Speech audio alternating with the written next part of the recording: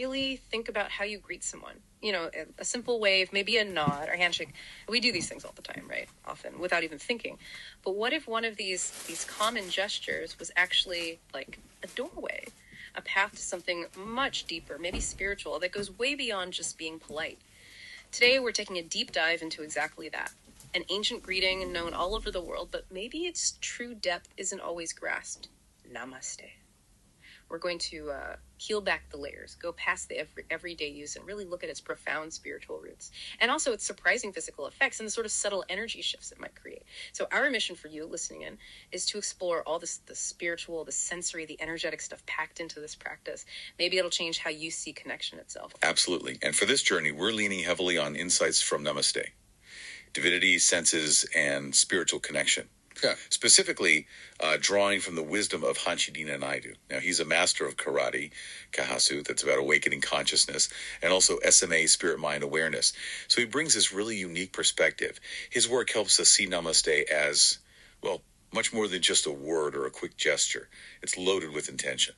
Hanshi Deena Naidu points out that the philosophical underpinnings of Namaste trace way back to Sanathan Dharma. We're talking about principles articulated maybe 20,000 years ago. It's incredible. And the core idea, this ancient wisdom, it basically says that fundamentally, we are all expressions of one single divine energy. This energy is called paramatma, the feeling of being separate, the division we perceive that's only happening at the level of the individual soul, which is called atma. Paramatma and atma. Right. So when you grasp that foundational idea, the literal meaning of Namaste as a greeting in India, it just clicks. It becomes so resonant. It translates quite directly to the divinity in me bows to the divinity in you. Wow. It's not just being nice. It's a real acknowledgement. Seeing that shared divine spark that's inside everyone you meet. That's quite something, isn't it? That such a, seemingly simple phrase holds such a massive philosophy. It really elevates the whole interaction, takes it beyond just, hi, how are you? And the practice itself, many people have seen it. You bring your palms together, often near the chest, a little bow, and you say, Namaste. But why is recognizing this inherent divinity called a wonderful practice that emanates from the heart? What makes it heart-centered? Specifically? That's a really good question. It's a key difference because this recognition, it isn't just an idea in your head, not just an intellectual agreement. When you do it with real intention, it becomes an active, heart-focused practice. By consciously bringing your awareness to that divine spark in someone else, you're not just being polite, you're actually engaging with a fundamental truth about existence. And this act, when it truly comes from the heart, it naturally creates this, palpable feeling. A warmth, a respect, a deep connection that just goes beyond surface level chat. Yeah, I can sort of feel the weight of that description. It's like an invitation to connect differently. It's a bridge built of spirit, not just words. Okay, so it connects us spiritually. Yeah. But it doesn't stop there, does it? Hanshi Naidu also shows how our hands themselves are like wired into this. It's fascinating how the spiritual idea is so tied to the physical action. Our hands aren't just passive things here. Not at all. They're active participants. Hanshi Deena Naidu gives this amazing breakdown. He explains how in the Namaste gesture, each finger actually represents a distinct human sense. It's like a mini map for holistic awareness. Really? Each finger? So the pointer finger, that symbolizes sight, how we perceive the world visually. The middle finger, that's for smell, linked to our intuition, our discernment too. Then the ring finger stands for taste, our ability to, savor life, connect emotionally. The smallest finger, the pinky, that denotes touch. Our connection to the physical world, how we feel things. And then finally the thumb. The thumb signifies hearing, both outer hearing and that inner listening, understanding. Okay, wow. Sight, smell, taste, touch, hearing, all five. Exactly. So when you bring your palms together, you're bringing all five fingers, representing all your senses, into this unified balance. But wait, there's more. The palm itself represents the heart, our emotional core, and the base of the palm, that symbolizes the mind, our thoughts, our rationality. That's incredible. So the gesture itself is physically aligning senses, heart, and mind. It's not just symbolic then. The source mentions that by greeting someone this way, palms together, you immediately impact your own heart. You feel an instant warmth. Now, I know the warmth of a hug, that's lovely, but it feels physical. This Namaste greeting is described as having a different kind of impact, more spiritual. That's the idea. A different quality of warmth, perhaps. I'd actually invite you, listening right now, just try it. Just for a second, bring your palms together, maybe press them gently. Close your eyes if you like. Focus on your chest area. Can you feel anything? subtle warmth, maybe a kind of gentle energy. I'm doing it now, and yeah, there's a calmness, a soft feeling there. It is different from just physical heat. That subtle internal sensation. That's it. That's the conscious energetic shift we're talking about. It really highlights how these ancient practices can have such an immediate, tangible effect, even a subtle one. It does. And, the connections go even deeper. Beyond just the senses, other Indian teachings, especially in yoga and Ayurveda, they give even more profound symbolism to our hands and fingers. They link them to the 5 elements: earth, water, fire, air, space, and various energetic qualities. It's like our hands are these miniature maps of the cosmos within us. Wow. Okay. Elements too. This keeps getting richer. Definitely. Each finger carries these specific associations. They influence our being. Take the thumb. It resonates with the fire element. Think willpower, inner drive, logic. It's the spark, right? Linked to ego, intention, determination. Fire for the thumb. Makes sense. Then the index finger. That's connected to the air element. This represents knowledge, wisdom, mental clarity, communication, leadership, self-growth. Air for index. Knowledge, communication. Okay. The middle finger is linked to space, or sometimes called ether. This embodies balance, transformation, connection to the divine or the vastness, stability, self-expression, responsibility. It's a base, balance. That's the middle finger. Mm-hmm.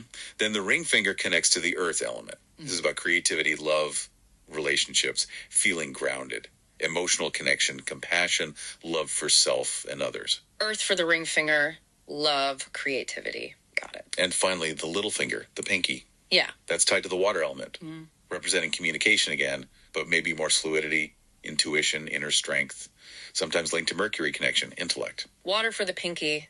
Intuition, connection, it's just astonishing. The level of intricate design and meaning packed into something we use every day without a second thought, our hands. Each finger, each part seems to hold this universe of energy and significance. It really shows how deeply these traditions observe the human body's connection to everything. Precisely. It's a living energetic system, not just anatomy. And these symbolic meanings, they aren't just philosophy points to discuss. They are actively used. Yeah. Harnessed through specific hand gestures called mudras. Ah, mudras. I've heard of those, often in yoga. Exactly. Each mudra is like a precise tool. It's consciously designed to direct these elemental flows, these energies we just talked about. Each one has its own specific purpose and benefit for our mind, our body, our spirit. So you're combining the fingers to channel different things. That's the essence of it. Yeah. Our source mentions several key ones that really show this practical application. There's the Gain Mudra. You just touch the tip of your thumb and index finger together. Palms can face up or down. This one's really well known for enhancing knowledge, boosting concentration, sharpening memory, like tuning into your inner wisdom channel. Thumb and index, Gain Mudra, knowledge. Okay. Then you have the Buddhi Mudra. For this, you join the tip of the pinky finger and the thumb. This one's aimed more towards promoting spiritual connection, getting mental clarity, enhancing intuition. Pinky and thumb. Buddha. Intuition. Right. Another powerful one is Prana Mudra. Here, you touch the ring finger and the pinky finger to the tip of the thumb.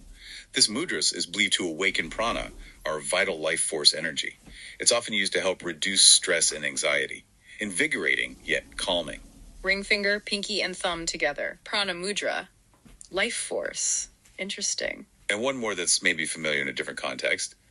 The Abhaya Mudra. You simply raise your right hand, palm facing outwards, fingers pointing up. It's often seen on depictions of deities.